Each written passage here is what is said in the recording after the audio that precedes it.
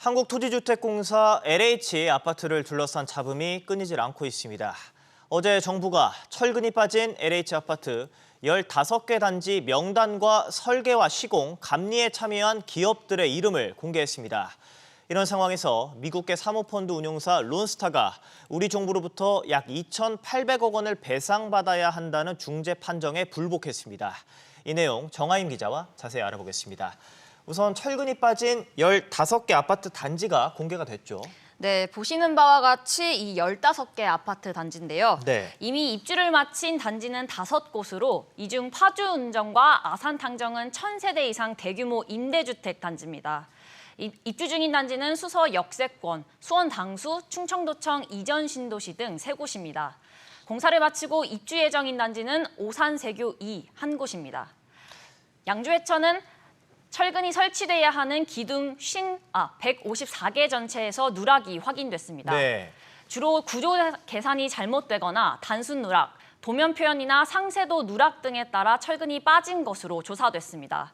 다만 정부는 이번에 문제가 된 LH 아파트는 지하 주차장 상부에 건물이 없어 주거 안전이 우려되는 상황은 아니라고 설명했습니다.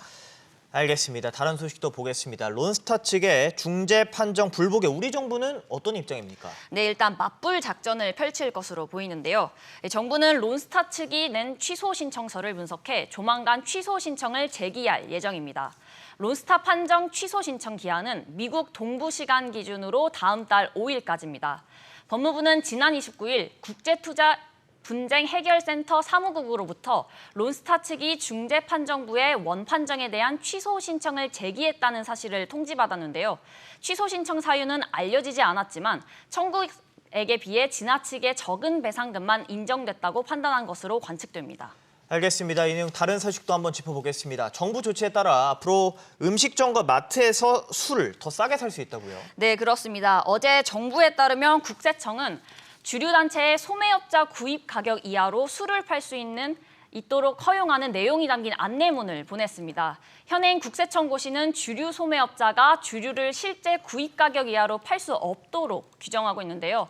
하지만 국세청은 이번 안내문에서 경쟁자를 배제하기 위한 술 덤핑 판매, 거래처의 할인 비용 전가 등을 제외한 정상적인 소매점의 주류 할인 판매는 가능하다고 밝혔습니다. 즉, 소매업자들이 도매상한테 소주 한 병을 1,500원에 사서 소비자에게 이보다 낮은 가격에 팔 수 있게 되는 겁니다. 이 같은 움직임은 주류 할인을 통해 물가 상승에 대한 부담을 줄이고 주류 가격 경쟁을 통해 소비자의 편익을 늘리기 위한 것으로 풀이됩니다.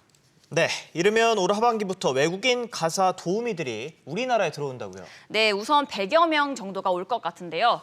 육아 부담을 덜고 저출생 문제도 해결하기 위해 정부가 시범 사업에 나선 겁니다. 시범 사업은 서울에 사는 20대에서 40대 맞벌이 부부와 한부모, 임산부 등을 대상으로 6개월 이상 진행됩니다.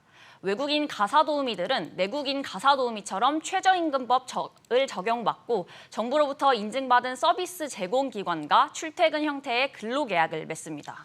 네, 잘 들었습니다.